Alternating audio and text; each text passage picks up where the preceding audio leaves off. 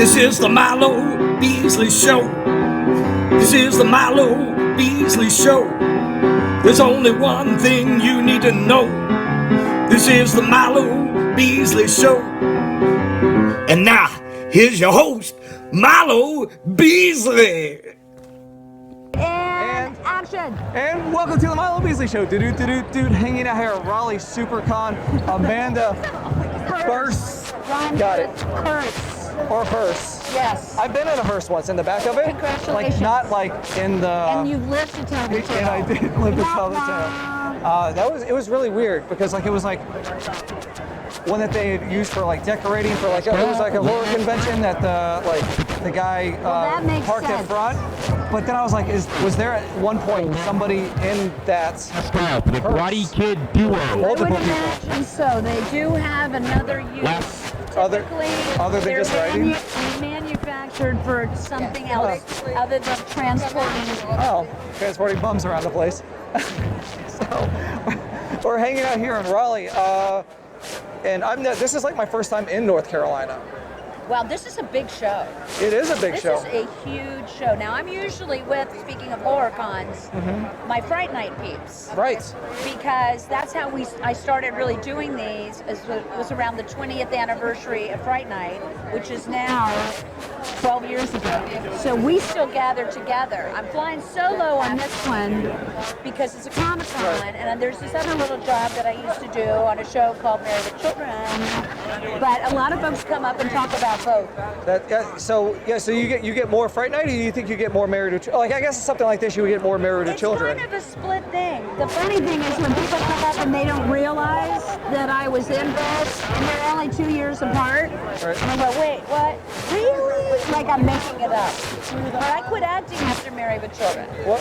Because they gave me my second career as a director. Oh right, so you went into like behind the scenes. I mean, 27 years. Obviously, you enjoyed that. You weren't even born. I was. I'm just saying. I wish it. Well, no, I. No. Okay. Anyway, right. But so you like behind the scenes more than in front of the camera. It's very creatively expansive. So when you're an actor, and I loved it. You're a piece of the puzzle. As a director, you get to make the picture. Right. You get to create the puzzle. You like to tell people what to do. You think? You think? Are you a strict boss? No, I'm a benevolent dictator. How about that? I like that. Yeah, okay. It's a great term. No, a director has to be decisive, but I truly believe in creating a nurturing environment because I think people bring their best creativity when they feel safe to do it. Yeah, you don't want people mad all the time on set. No, or scared. That would not be good. Scared. I mean, and now I teach. You can show up in Fright Night. Oh, have you ever thought of showing up on set in Fright Night costume? I don't have a Fright Night costume. Well, I don't even have a set of fangs I should have kept from the movie. I know, right? But I teach now at a film school where I live in Seattle, and you have to sort of take charge in that role too. So you like it's a natural transition. I like it. So, but your years on Married with Children, obviously one of the most iconic shows in television history. Did you think that when you were filming it, did you think that people would be talking about that show now in 2018? No, we had no idea. There was no Fox. When they first launched, it was FBC because they were trying to compete with the other big three. It was right at the beginning of the cable networks. There was MTV on the air, there was CNN, Ted Turner, right? But they said there would never be a fourth network. Well, whoever they were wrong. And our first publicity tour for Fox was Can You Find Your Fox Station? Because it was on Channel 22 or 43. It was just crazy. So we weren't sure what network we were on, but then it would keep going and going and going. But obviously we were thrilled. It's crazy. So I have a question, not as Amanda, but as Marcy. Oh, you want me to get in character? No, you got to pay me more for that. Steve or Jefferson? I am not going to make a comment on the air about that.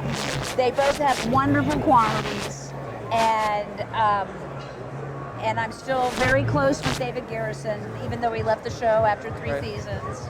I feel like he had a better. I feel like Steve and Al had a better relationship than Jefferson and Well, it was a 10-year run. Right. So things are going to evolve. We sort of disintegrated. No. But the role was written for David, Right. the character of Steve. So it was a perfect fit. And really, truly, I got the part in many ways because he and I made a good match. And the first season of the show, the kids were young. And even though Christina Applegate has more talent and a little finger than all of us, and they started writing more to the kids, right? And that also, I think, had a lot to do with why David, he wanted to go back to New York. He's a Broadway guy. Right. But Ted came on and did a guest star. I don't know, our Christmas episodes were somewhat iconic. And like Santa dying in the backyard and Sam Kinison, right? Yes, Sam. So, and It's a Wonderful Life. That was my first introduction to Sam Kinison, by the way, because I was young at that point. Yeah. But I love you their talk about show. inappropriate. Yeah. Right. But Ted McGinley played the fantasy husband because he's so pretty. And he's such a nice guy. So when it turned out that Marcy needed to have a spouse, because Marcy Singer was not pretty, they thought of Ted, and it was a good fit. That's awesome. Yeah. A thing we like to do here on the Milo Beasley Show, before we wrap up, is called the Top 5. We're asking a random question. So you do a lot of these horror conventions with Fright Night. Yeah. You watch a lot of horror movies besides that. No. Oh, well, there went that They're with question. the random question. There went the random question. Yeah, no, they scare me to death. I do like some of the American Horror Story, the anthology, yes. but the one that was my favorite was Covet. Oh, yes. Because I love New Orleans and the whole witching thing. I used to love Anne Rice's novels, that whole thing. And actually, they're going to start a series again with the vampire series. Yes. So I'll probably be watching that. Well, I was going to ask top 5 scariest comic or horror movie characters. You know, like Freddy, Jason. Even thinking about it gives you the heebies. Well, okay, the poster for the It thing, that's pretty scary. It's also scary to me, the suspense.